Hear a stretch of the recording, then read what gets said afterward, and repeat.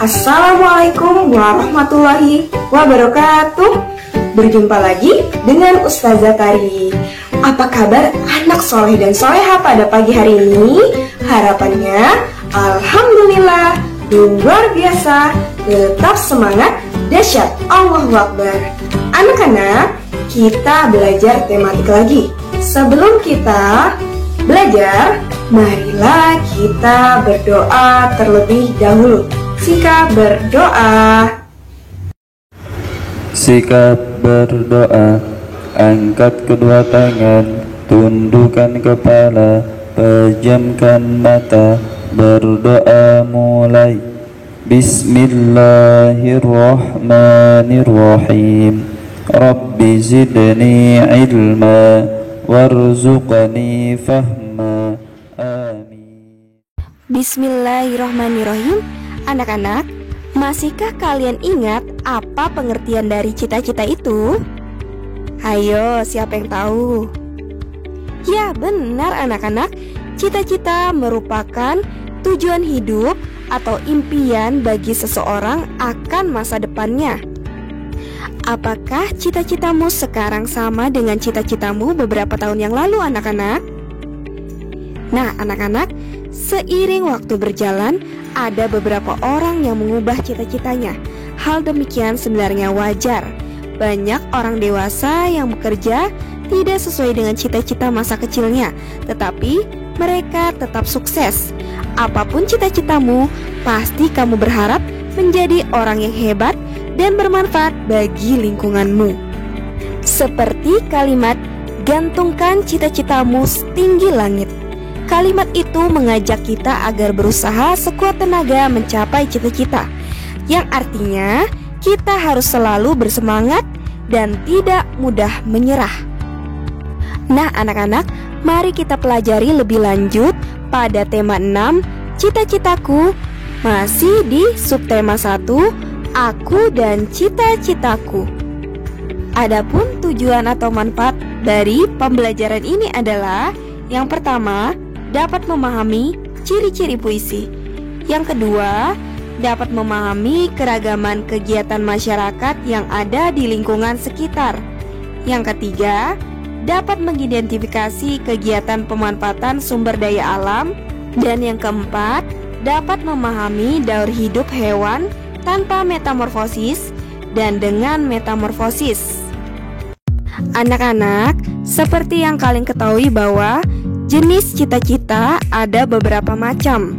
Adakah di antara kalian yang bercita-cita menjadi guru?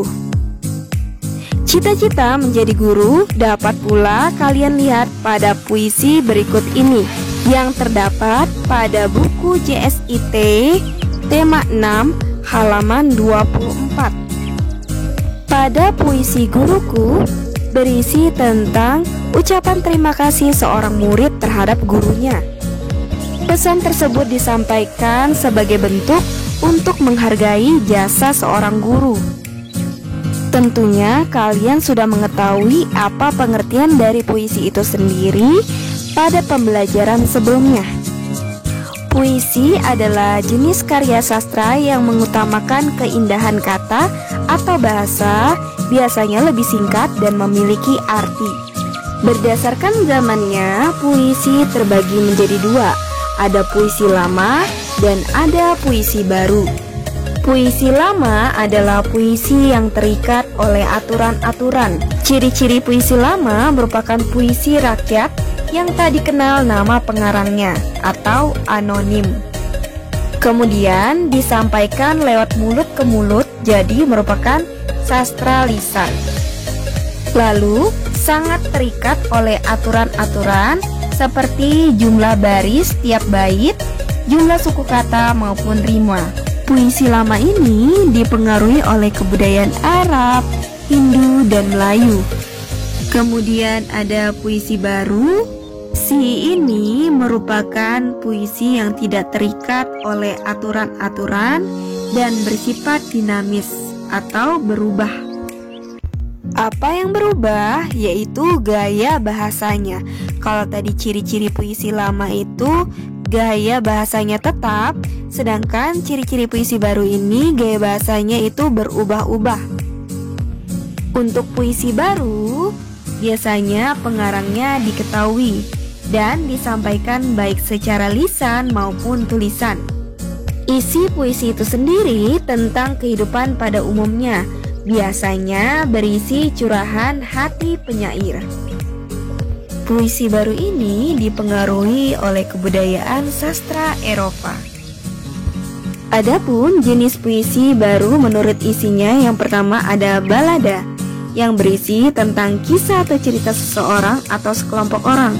Yang kedua ada ode yang berisi tentang jasa atau seseorang yang sangat dikenang.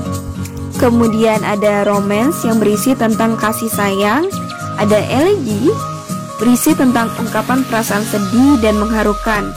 Kemudian ada satire tentang sindiran. Kemudian ada himne yang berisi tentang ajaran-ajaran hidup. Kemudian ada epigram tentang pujian-pujian kepada Tuhan dan juga pujian kepahlawanan. Berikut termasuk contoh dari puisi lama dan puisi baru. Dapat dilihat ya, bahwa untuk puisi lama itu terikat jumlah baris, rima, dan irama, sedangkan puisi baru tidak terikat. Nah anak-anak, coba kalian amati kembali puisi guruku berdasarkan pengetahuan kalian mengenai ciri-ciri puisi yang tadi Ustazah jelasin. Puisi guruku termasuk ke dalam puisi lama atau puisi baru?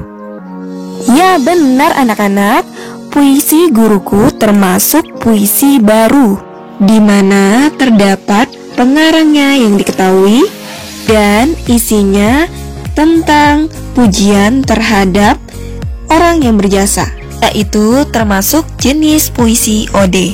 Selain menjadi seorang guru, menjadi seorang peternak juga merupakan cita-cita yang sangat mulia. Peternak berjasa menyediakan kebutuhan kita sehari-hari dengan memanfaatkan sumber daya alam. Begitu juga dengan petani adalah orang yang pekerjaannya bertani. Nah, kegiatan ini paling banyak dilakukan masyarakat Indonesia. Sebagai negara agraris, Indonesia memiliki lingkungan alam yang mendukung tumbuhan aneka jenis tanaman pertanian. Nah, anak-anak, tahukah kalian, Indonesia memiliki wilayah yang sangat luas dengan kondisi alam yang berbeda-beda.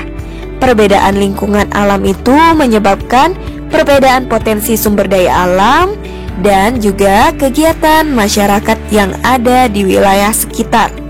Nah, anak-anak, tentunya kalian sudah mengetahui apa itu pengertian dari sumber daya alam. Ada yang masih ingat? Ya, anak-anak, sumber daya alam adalah sumber yang berasal dari alam yang diolah dan dimanfaatkan untuk kesejahteraan manusia. Ketersediaan sumber daya alam di suatu daerah dipengaruhi oleh keadaan atau kenampakan alamnya. Keragaman sumber daya alam yang dihasilkan masing-masing daerah mempengaruhi kegiatan ekonomi penduduknya. Berikut usaha pemanfaatan sumber daya alam yang dapat dikelompokkan menjadi beberapa jenis. Yang pertama ada usaha agraris yang berkaitan dengan pengelolaan tanah atau air. Biasanya kegiatannya seperti pertanian, perkebunan, perikanan, dan kehutanan. Kemudian ada usaha ekstraktif yang mengelola, penggalian, mengambil, dan mengumpulkan kekayaan alam yang sudah tersedia. Contohnya pertambangan atau pembuatan garam. Yang ketiga ada usaha industri yang biasanya mengelola bahan mentah yang berasal dari alam menjadi barang siap dikonsumsi. Kemudian ada usaha jasa seperti jasa angkutan, pergudangan, dan perairan. Nah, anak-anak, kegiatan atau usaha pemanfaatan sumber daya alam tersebut dapat diketahui dari corak kehidupan penduduknya, antara lain sebagai berikut. Yang pertama, corak kehidupan di daerah pegunungan. Penduduk di daerah ini umumnya bekerja dalam sektor pertanian, perladangan, dan buruh perkebunan. Untuk potensi sumber daya alamnya, ada palawija, sayur mayur, teh, kopi, dan hewan ternak seperti sapi perah dan kambing. Corak kehidupan yang kedua ada daerah dataran tinggi. Penduduk di daerah ini umumnya bekerja dalam sektor pertanian, terutama perladangan. Potensi sumber daya alam pada dataran tinggi cocok digunakan untuk lahan bercocok tanam, kopi, teh, sayur, dan buah-buahan. Yang ketiga, corak kehidupan daerah dataran rendah. Penduduk yang berada di dataran rendah umumnya bekerja sebagai peternak dan petani. Selain itu, sektor-sektor lain biasanya lebih cepat berkembang, seperti transportasi, industri, dan perdagangan. Potensi sumber daya alam yang ada di dataran rendah antara lain kelapa, padi, tebu, dan jagung. Yang keempat ada corak kehidupan daerah pantai. Penduduk yang tinggal di tepi pantai bekerja sebagai nelayan. Ada juga yang bekerja sebagai penjual jasa wisata, sektor perikanan, dan perkebunan kelapa. Potensi sumber daya alam yang ada di wilayah pantai adalah ikan, kerang, rumput laut, garam, kelapa, dan lain sebagainya. Anak-anak, pada pembelajaran sebelumnya kalian telah mempelajari tentang daur hidup hewan. Di dalam siklus hidup hewan atau daur hidup hewan, ada yang mengalami metamorfosis dan ada juga yang tidak mengalami metamorfosis. Coba diperhatikan gambar berikut ini. Kupu-kupu memiliki daur hidup yang berbeda dengan hewan peliharaan seperti kucing. Kupu-kupu mengalami proses perubahan bentuk selama daur hidupnya.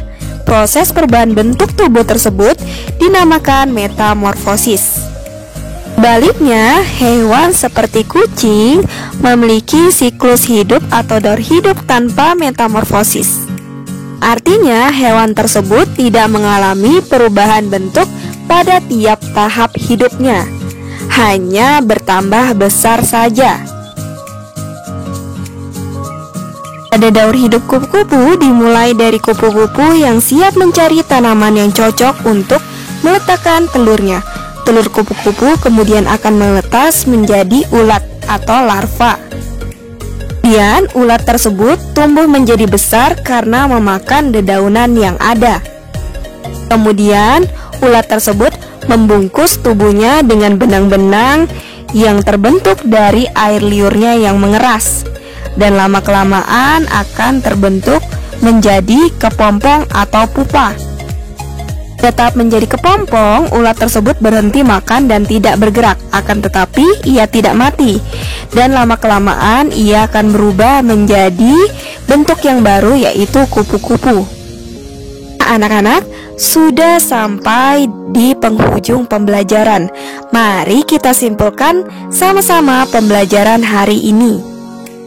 Yang pertama, puisi terbagi menjadi dua jenis. Ada puisi lama dan ada puisi baru.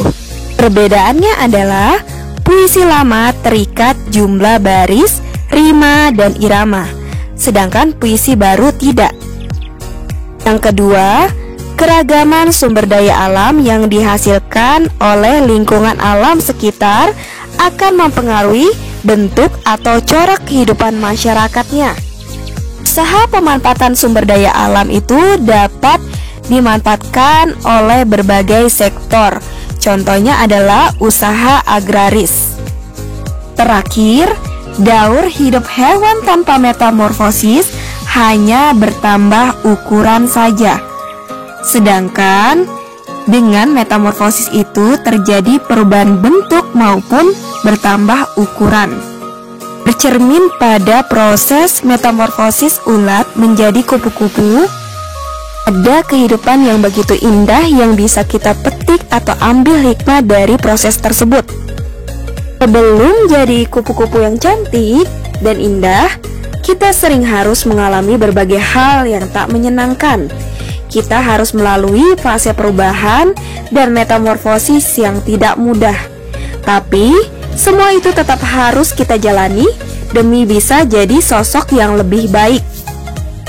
Proses metamorfosis kupu-kupu memperlihatkan tanda-tanda kebesaran Allah. Hal ini sesuai dengan Quran Surah Ali Imran ayat 190 hingga 191. Sesungguhnya dalam penciptaan langit dan bumi dan pergantian malam dan siang terdapat tanda-tanda kebesaran Allah bagi orang yang berakal, yaitu orang-orang yang mengingat Allah sambil berdiri, duduk, atau dalam keadaan berbaring, dan mereka memikirkan tentang penciptaan langit dan bumi, seraya berkata, "Ya Tuhan kami, tidaklah Engkau menciptakan semua ini sia-sia. Maha suci Engkau, lindungilah kami dari azab neraka."